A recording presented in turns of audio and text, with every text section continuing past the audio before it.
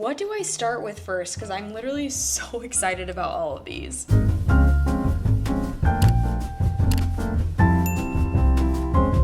Hello my friends, welcome back to my channel. My name is Nellie and I love to talk about books. I love to read them. I love everything to do with them, and if you're here, you probably love books too. So we should be friends. Today I'm very excited to be talking to you about all things spooky, my spooky season TBR, books that I am so excited to read, specifically going up into spooky season. Now, mid to end September and all of October, I just want to read very atmospheric reads. I want it to be witchy. I want it to have a healthy dose of maybe a little bit of creepy, haunting. I want to read it all by candlelight and just get in the mood. And if you're the same way, then you're in the right place because I have some really good books that I'm so excited to talk about today. So without further ado, let's get spooky. I apologize for that. That was not funny at all. Just to make it easier, I have grouped all of these books into specific categories based on the material they contain, whether they are witchy, whether they are thrillers, if they're ghostly, if they have vampires. That way there will be something for everybody depending on what you are into when it comes to the books you like to read during spooky season. Let's start off with a few witchy book recommendations that I have for you that will be perfect for spooky season. Let's go ahead and start with, in my opinion, the prettiest books that I have on my spooky season TBR, and that is the Bewitched series by Laura Thalassa. There are currently 2 books out in this series and additionally a prequel. This book kind of gives me the vibes of a witchy version of like The Mummy. Follow me here. We are following our main character, Celine Bauer. She is 20 years old and she desperately wants to be accepted into the Henbane Coven, and it is technically an academy for young witches. Now, in order to tap into her magic, to really connect with it, witches are expected to go on this kind of like a wilderness type experience to really just, again, connect with your magic. So she decides to book a trip to South America. While she is on the plane ride to go and get to South America, to go on this essentially quest, some type of supernatural force takes over the plane, tries to drag it from the sky, and this awakens Celine's magic, which obviously comes out in order to save her life. However, in this book, using magic comes at a cost, and as she uses her magic, she loses a memory one by one. Even worse, as her plane goes down and she is trekking through the jungle, trying to discover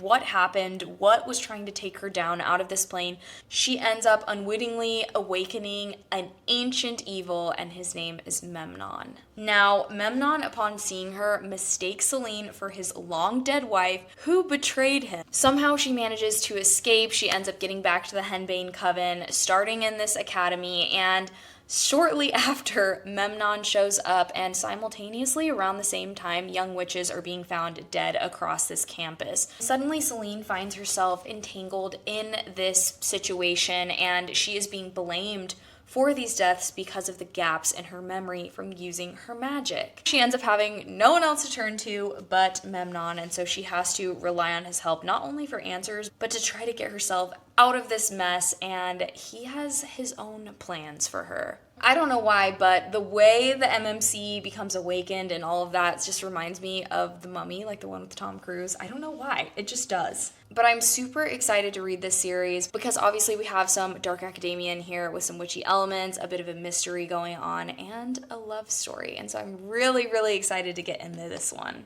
And just look at these sprayed edges. Are you kidding me? I love a design that continues onto the sprayed edges. Next, we're going to move into my most recent purchase, which I picked up in a recent vlog where I visited 7 bookstores one day. If you haven't watched that, you should go check it out. But that book is called Your Blood, My Bones by Kelly Andrew. I was very attracted to it based off of the cover. I found it in the YA section, and I've really been enjoying spooky YA books for some reason. They're just really hitting better than the adult ones for me. In this book, we have a girl who will not love, a boy who cannot die, and a twisted destiny that neither one can escape. Our female main character, Wyatt Westlock, has just lost her parents, and there's a bit of a tragedy behind that story that we don't know about yet.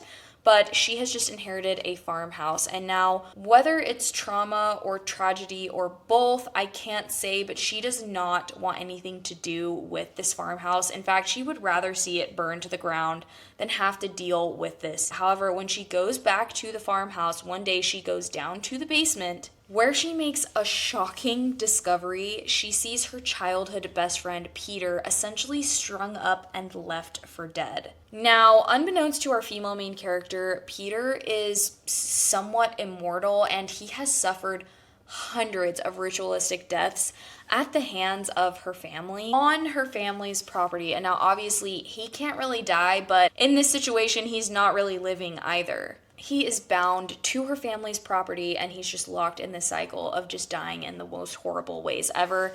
And the only way that he can end his suffering, break his curse, is to end the Westlock line, which is essentially to unalive Wyatt. Now, with Wyatt's parents being deceased, these spells that were protecting her family's property have just started to unravel, and these dark and evil forces are starting to gather in the nearby forest surrounding the property. And in order to reestablish or reinforce these spells that are protecting this property, Wyatt needs to turn to Peter for help because he's the only one who knows how to teach her how to harness her volatile magic since she's the last of her line. But how can she trust a boy who's sworn an oath to end her life? When the past turns up to haunt them in the most unexpected way, they are forced to rely on one another to survive or else tear each other apart. That just sounds so good. Like, I just want to stop what I'm reading right now and read this. It sounds so good. I'm really excited about it, and it is a fairly short read. It is 356 pages, so I feel like this would be the perfect read, especially at the start of spooky season. Next is a book by an author that I have really been wanting to get into, and that is One for My Enemy by Olivia Blake. This is supposed to be a witchy retelling of Romeo and Juliet. We have two rival witch families. The blurb on the inside is so atmospheric. It just puts you right into where the story is going to start. It says, in modern day Manhattan, we lay our scene. Two rival witch families fight to maintain control of their respective criminal empires. So on one side of the conflict, we have the beautiful Antonova sisters. They are led by their family's matriarch, also known as Baba Yaga. And their family is the elusive supplier of premium intoxicants throughout Manhattan. And then on the other side, we have the influential Fedorov brothers that are led by their patriarch, who is also known as O'Shea the Deathless, whose community extortion ventures dominate the shadows of magical Manhattan. Now, after 12 years of a very tenuous coexistence, something happens that upsets the balance between these two families and leave them once again on the precipice of disaster with lots of bad blood. Of course, this is a retelling of Romeo and Juliet, so fate intervenes and a chance encounter between a daughter and a son of each family just adds to the already rising tensions within these families.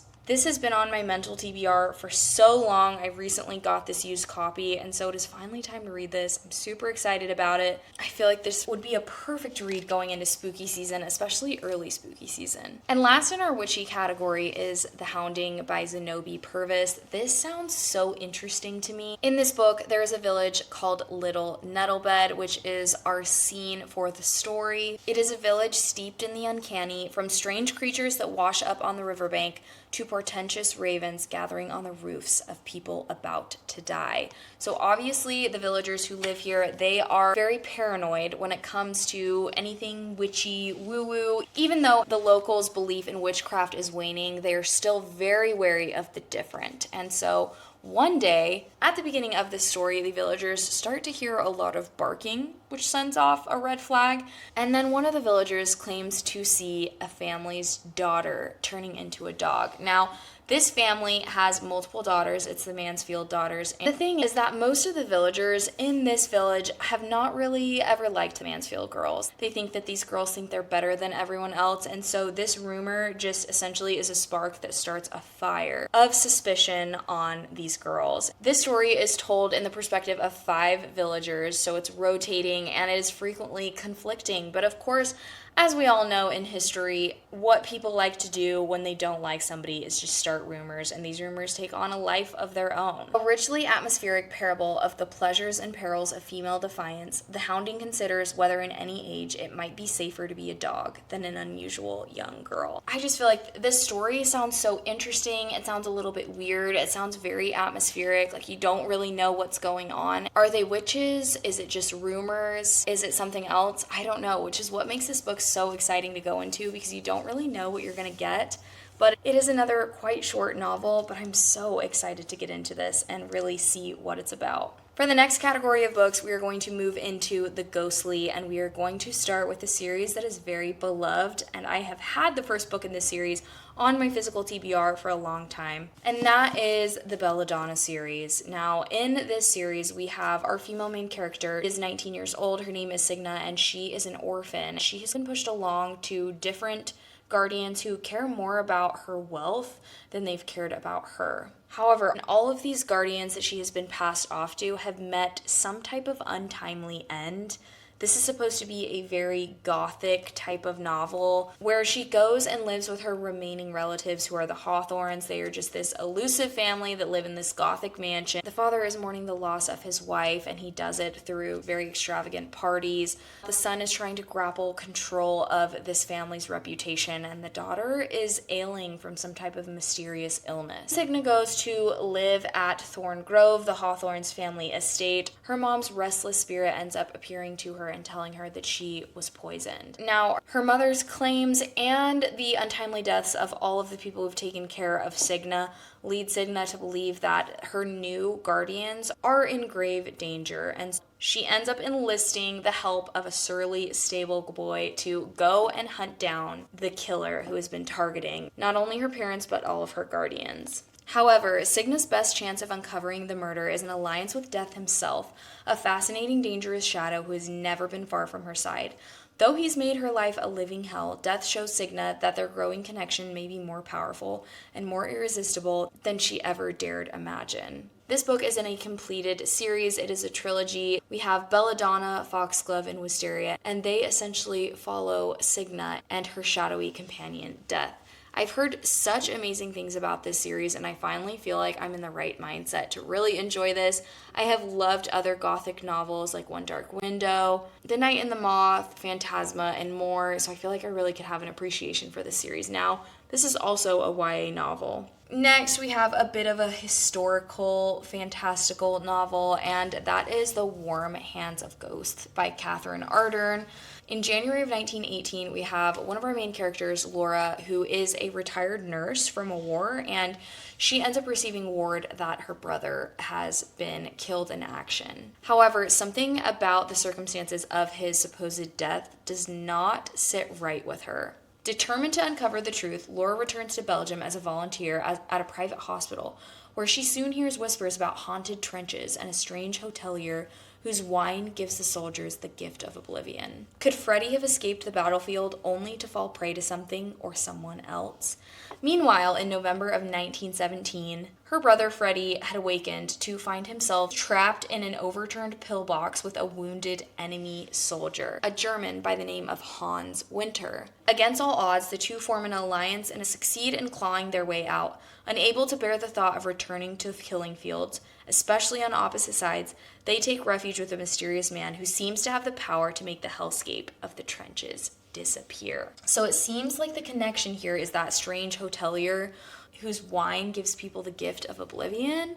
So I'm very intrigued to see how this all connects, to see if Freddie makes it back to Laura, if there's some type of ghostly element in here, or if it all has to do with that strange drug that this person is giving people. I've really been wanting to get into Catherine Ardern's writing, and so I feel like this is the perfect opportunity, especially going into spooky season, to get into this book. Last in our ghostly category is a very popular book right now, and that is Immortal Consequences by Ivy Marie. This is her debut novel, and this is having to do with Reapers of the Afterlife. In the afterlife, there's this school known as the Blackwood Academy, where once a pupil enters their arched gates, they cannot come out unless they are the student chosen in the decennial, which is a once in 100-year celebration where a student is chosen to essentially ascend into a specific calling. Normally, one student is just tested, and there they can choose to graduate and join Blackwood's magical elite, or they can cross over to the others. This time, however, the rules have changed. The decennial is not a celebration, but instead it is a competition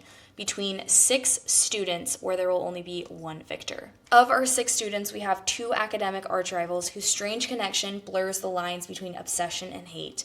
One girl driven solely by ambition, and another plagued by memories of the love she lost, and a charming playboy who never cared for anyone until he met the academy's newest student.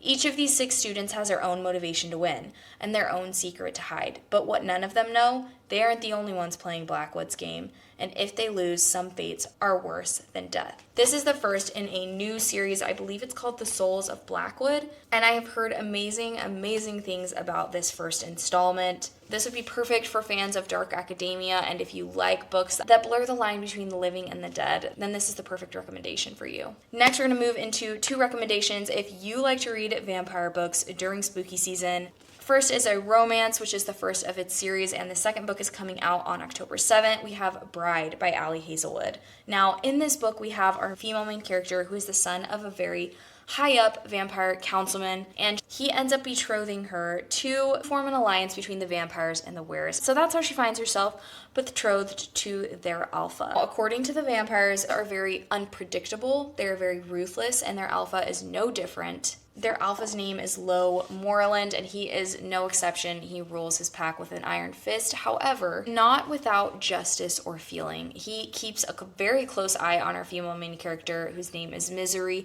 because he doesn't trust her. And he shouldn't, because Misery is there for her own reasons. Reasons that have nothing to do with politics or alliances, but everything to do with the only thing that she has ever cared about. And she is willing to do absolutely whatever it takes to get that. I had a really good time with this first installment. I'm going to reread it in anticipation for the second installment, which is coming out. It's called Mate. I don't really have any other spooky romances, and that's why I wanted to reread this one, especially going into the new book. But this is a really good one. I recently read The Wolf King and the Night Prince, and it made me think about this book and made me want to get back into it. Last in our vampire category, I have Immortal Dark by Tigress Gurma. This is a vampire / dark academia book, and we have our orphaned heiress. Her name is Kadan, and she grew up far from the arcane society that she was born into.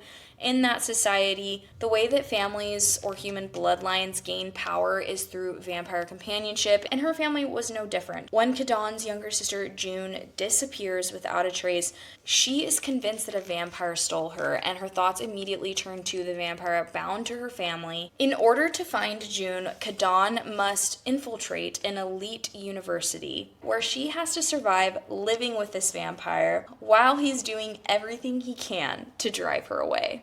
I already know I'm going to love this just based off of that. It doesn't matter that Susenya's wickedness speaks to Kadan's own violent nature and tempts her to surrender to a life of darkness. She must find her sister and kill Susenyos at all costs. While she's at the university, a murder ends up happening that mimics the factors that were there during June's disappearance, and so she just ends up entangling herself further and further into this dangerous world to try to find her sister. She discovers a centuries-old threat and that June could be at the center of it. It sounds like this book is going to be full of intrigue, mystery, forbidden love. All at the center of it is a loyalty between siblings, which I always love to read about, so I'm so excited to read this.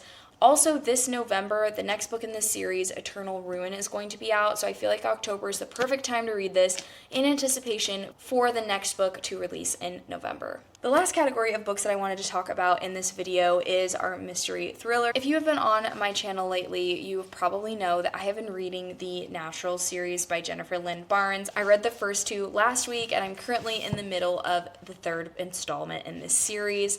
Series I feel like is the perfect intro to spooky season. I'm just going to hold the first book because my goodness. This book is essentially a series that blends the show Criminal Minds, if you ever watched that show or if you were a fan of it, but makes it very approachable in a YA setting. We have very gifted older teens. I believe they're 17 and 18. They're all gifted in some way, whether they're gifted profilers, whether they're gifted at reading expressions, micro-expressions, and emotions, or maybe they're able to tell when someone is lying. Each one of the 5 of them, some type of gift that has gotten them on the radar of the FBI. Now, you might be asking, why would the FBI employ teens? Well, the thing about these teens is they are naturals at what they do. They have something that is hard to be taught. So the purpose of this program was to have these kids who already have these natural tendencies to be able to spot things that aren't right and be able to work them and to be able to mold them into essentially just amazing profilers, who assist the Bureau in catching serial offenders.